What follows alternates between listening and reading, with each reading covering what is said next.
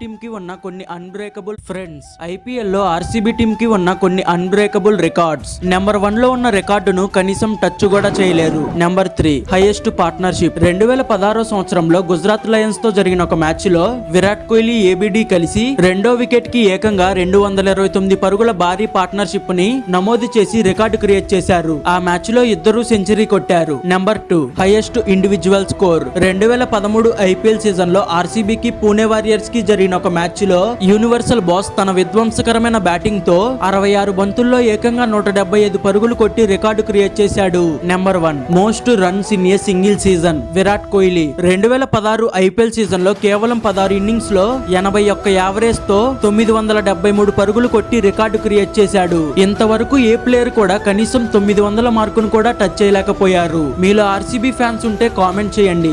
friends, IPL లో RCB team కి ఉన్న కొన్ని అన్బ్రేకబుల్